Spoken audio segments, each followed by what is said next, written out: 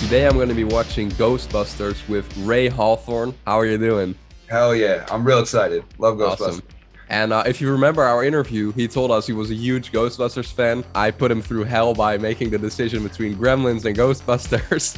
But Ghostbusters it is, so we'll be watching that movie now. It's always gonna win out, you know? So are you ready to do this? I'm ready. Yeah. So 3, 2, 1, go.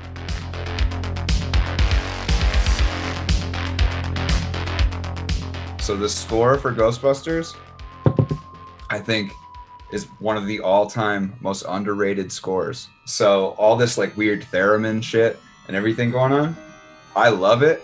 I have a copy of it in my car. Oh, nice. I listen to it all the time. And it was funny because for the longest time you couldn't buy the score. So I bought like 10 different versions of the Ghostbusters soundtrack. It was always just the Ghostbusters like theme song, like the Ray Parker Jr. theme song. And like, that's all well and good. That's great. But I'm looking for this score. I'm looking for this like crazy, spooky shit. Right. And I found out there was like one CD release years ago, and I would look it up online and it would be going for like hundreds of dollars because it was like super low print run. And like, I guess nobody really wanted it except Ghostbusters fans. Right. So like it goes for a lot of money. And then I think like 2 years ago, they finally released the score. So immediately that day I bought it, like vinyl, CD, everything. Listen to it all the time. Awesome. Did you ever visit this place in New York? No, you know what? And that's what's weird. So I'm from New Jersey, so I'm like right around the corner from right. and I always tell myself, one of these days when I'm back in New Jersey, like I want to go to New York and I want to go to the library. I want to go to the firehouse real bad. Yes. I've just still never made it out there. That's really funny. I was there like in 2019. I'll have to show some photos in the video. Oh, really? Yeah.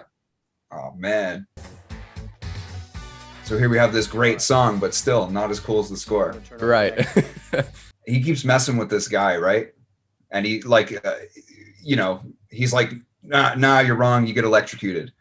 And the girl, he's constantly like, she'll get it wrong and he'll say it was right. And the guy keeps real pissed off. And like by the end of it, he's like, he actually predicts the right card, but he still shocks him anyway. So you just think he's being a dick, right? Like you're just like, oh, he's just being a dick. He wants to get with this girl. The guy flips out. He's like, what are you testing anyway? He's like, negative reinforcement on ESP ability. So it's like, I never hear anyone talk about this, but it's like everyone thinks he's a dick, but his theory actually worked. You know what I mean? He was just super negative towards this guy. And then all of a sudden it actually worked. They never talk about it again, nothing. But I don't know. I think it's a cool little thing. Yes. I watched I think it was a thing like last year.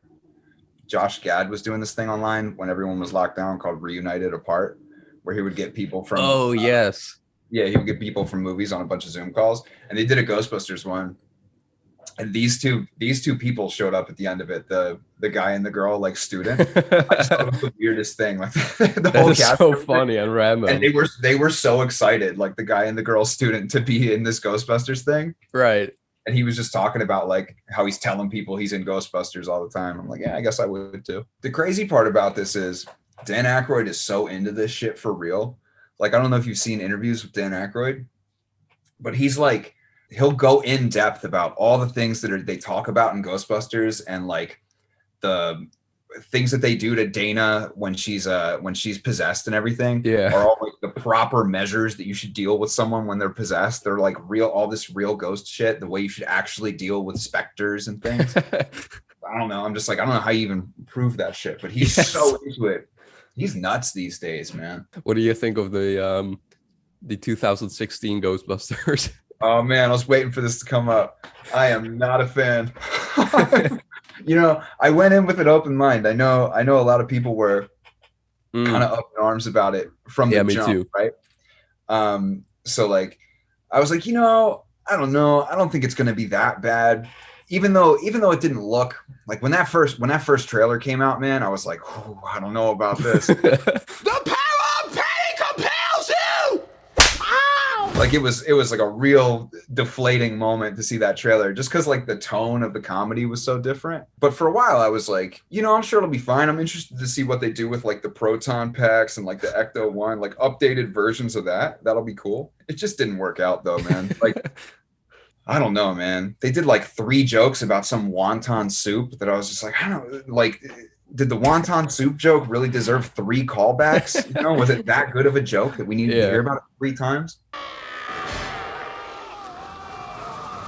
I love the special effects in this movie too, man. Oh yeah. Like I think they still look great. Like I think there's something to be said for being able, what was this, 1984, right? Yeah. For them being able to have like a transparent ghost on the film, like made out of like completely real special effects, and then it's fucking transparent on the film. It's like really blew people's minds, Yeah, when I was doing like my research for the video, it's been so long since I watched this film and really looked into it. So I was like, yeah, it's from like 1988, right? So 1984, like it looks so good for a 1984 movie. Yeah, I watch this movie all the time. I watched it. I watched it. I don't know, probably like a month ago with my girlfriend. She hadn't seen it in like forever. Nice. Like, we gotta watch Ghostbusters, and then it's like Ghostbusters 3 comes out in a couple weeks. So I'm like, all right, well, we're watching Ghostbusters 1 and 2 before we watch it. So like, I'm watching it right now. I will have watched Ghostbusters 3 times in like a month span. Oh, I once did a recreation of this scene. Really? Yeah, it's on my Instagram. I just walk over to my fridge and open it up, and the fucking yes, I do remember that actually. I think I saw that. Yeah, there's something you can roll on the video. Yes, I should.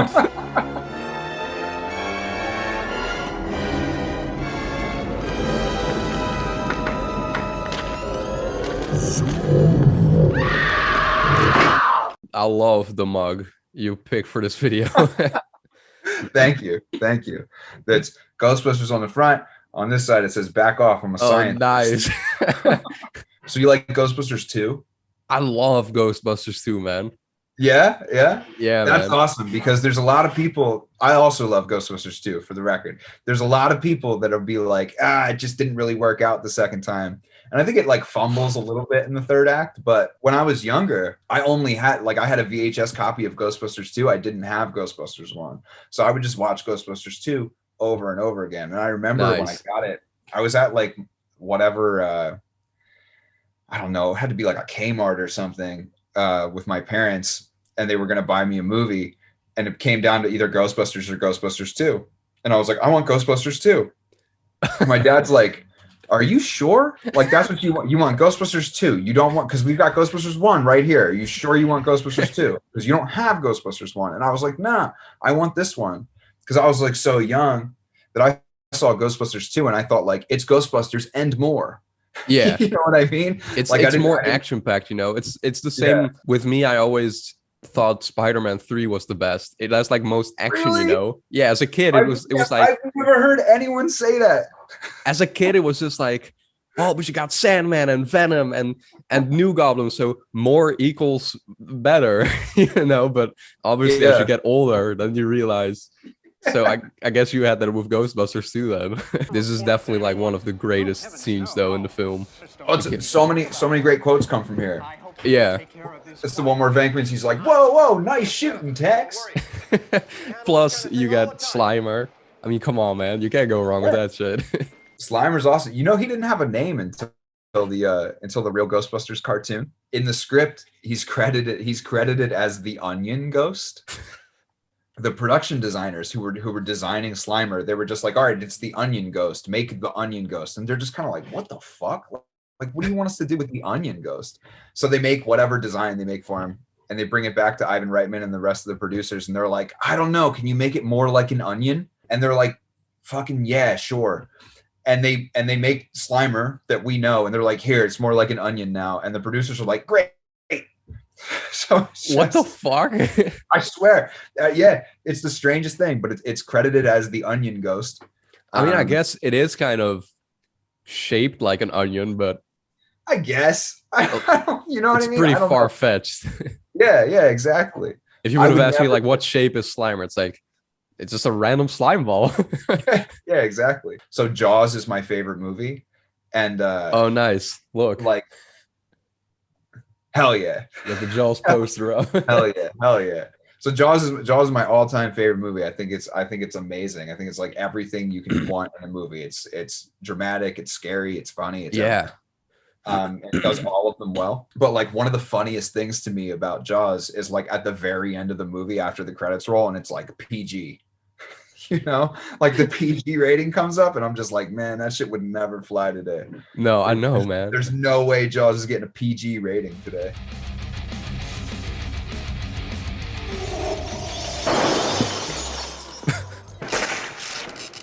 I did that. That's my fault. It's okay. The table broke the fall. There's something very important I forgot to tell you. This whole compilation is so great. You know, it's like it aged super well. It's like Spider-Man Into the Spider-Verse, kind of, you know, with like newspapers and shit, and the whole world building is great in this movie too, though. And then what's a ghost movie without a ghost blowjob, you know? We could be on the verge of a fourfold cross rip, a PKE surge of incredible, even dangerous proportions. See, like all this shit, as far as I know, this like fourfold cross rep, like whatever that is, apparently that's all real ghost lingo and shit. Dan Aykroyd is nuts these days. Sometimes you watch interviews with him and he's just like, he makes some vodka brand where it's like in a skull-shaped vodka glass. He's just like off his rocker, man. But if Dan Aykroyd ever sees this, love you, man. Oh, he will definitely see this, trust me. Did you ever drink the Ecto Cooler? Hell yeah. I loved Ecto Cooler. In fact, I thought to myself, I wish I had Ecto Cooler for this video. I used to drink that all the time as a kid. I have an Ecto Cooler scented candle downstairs. Nice. It's funny. I've got so much Ghostbusters shit. Like I forget about it sometimes, but it's like, I've got 3 candles right now. And one of them's Ecto Cooler scented. One of them's it's like grape scented from when Slimer toothpaste. So Slimer toothpaste used to be a thing and they had a grape scent and a bubblegum scent. And I've got candle versions of that's so awesome. I've got a vocal booth over here that I like built into my house. And so I just like completely soundproofed this one room and did all that. But I've got a Slimer, like a life-size Slimer hanging from the ceiling. Oh, nice. So like whenever I'm in there recording vocals, there's a Slimer just hanging up there. Awesome. When is Volume 3 coming out? I wish I could say, man. We've got so much music stacked up that I'm so excited about. That's awesome. And so like we know when Volume 3 is coming out, but like I can't fucking talk about it, you know? It's crazy too, because it's like I want people to hear off record, all right? Off record. No, I want people to hear this new shit so bad. I love this set of the street all fucked up, because this is another example of something that would just be like a computer generated effect these days or something, or you know, like a whole green screened in thing. But this is like a completely practical thing. Like they built this fucked up street. Yeah. So cool. And it's funny, you know, sometimes you can see practical effects and you see like, oh, that looks kind of fake. But it's with practical effects, it's like, damn, but they did it practically. Yeah. You know what I mean? If it's bad CGI, it's like, oh, that's horrible CGI. That sucks. When I did the interview with you before, you told me about the Thing prequel. Oh yeah. I'd never heard of it. And at some point, I don't know, like 6 months ago or something, I tried to watch the Thing prequel. Man, I didn't even make it like half an hour in. And it's rare that I'll turn a movie off. Like I'll see it through, I'll watch it through the end, and I was just like, fuck this. Like I was like, I don't even know what's going on. Yeah. And then you were saying like they did it all practical, but but the studio forced them to do CGI because you know most kids nowadays wouldn't let that practical effects fly, you know? Frankly, this thing sucks. Wait, I didn't even show the audience, but if I zoom out, you can see. Wait, you can't. Well, you can see that I have a little Stay Puffed marshmallow on the microphone for this one.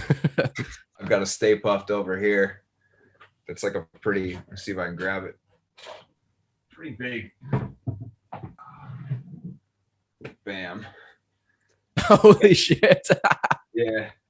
I've got it next to my, I've got like a fucking Lego Ghostbusters firehouse over here. So it's cool because it's like to scale with the firehouse. I'm like, oh look, I got a little mini Stay Puft. You're like, oh look what I have over here. Fucking life size almost. Yeah, I love that thing. I got like a stupid amount of Ghostbusters like merch. It's just one of the all-time great movies, you know? Yeah. Like, I just fucking love it. This effect dated the best though. Oh hell yeah. Like the fucking lighting and the way it looks, like even with the wide shots, it looks like it's really there. Oh yeah. Isn't that fucking crazy? I love the Stay Puft Marshmallow Man, dude. I think it's just the coolest idea. The way like, it's smiling too. Let's do like a kaiju thing with this fucking basically the Pillsbury Doughboy. You know? Like look at this shot, for example. Yeah. Like you can see a little bit that it's green screen, but like from 1984, that shit that would like fly nowadays. And I just love the faces that he makes, like when he's getting shot. Yeah. It's like the Stay Puft Marshmallow Man is angry. It's so cute. You know? There used to be this dude that when I worked in a grocery store, he used to like get orange juice from like fresh orange juice from like this machine, you know? Yeah. And he looked identical to Bill Murray. It was crazy, man. Yeah. And even the jokes he made were kind of like friendly but insulting. You know what I mean? Yeah. Like the type of shit that Bill Murray would say. And like this one time he was like, you know, these bottles that we have in Holland, at least, like it's really hard to close them properly. Okay. Like people always ask you if you work in a grocery store, hey, can you close it for me? And like you need to hear this tick and then you know it's closed. And this Bill Murray looking dude comes up to me and he's like, hey, can you close this for me? I know you're good at it. I heard it from your mom. I'm like, this fool looks like Bill Murray and made a joke that could have been straight out of Ghostbusters. Yeah, that's hilarious.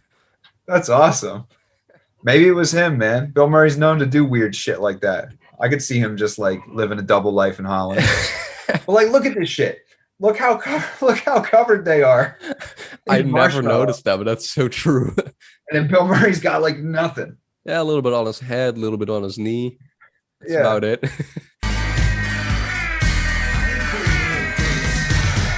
I remember I was at like the Dutch Comic-Con a couple of years ago, and like the what's the car's name again? Ecto. The Ecto one. Yeah, Ecto 1. Yeah, like there was a replica there, and it kept making that noise. And every time you were walking through the hall, you would just hear the sirens. And Like wow, wow. yeah, and eventually I was laying in my bed and like I could still hear the sirens in my head. Well, man, that was Ghostbusters. Yeah, we did it.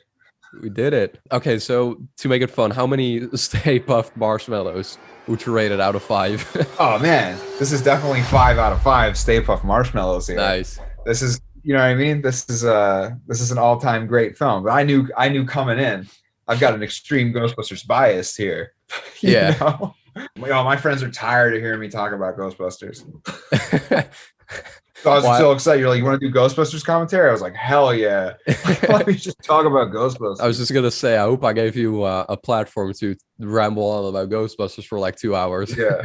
Yeah, exactly. Well, is there anything you want to add to the Ghostbusters commentary? For now, that's it. I'll save it for when we do Ghostbusters 2. Yes, we totally should, man.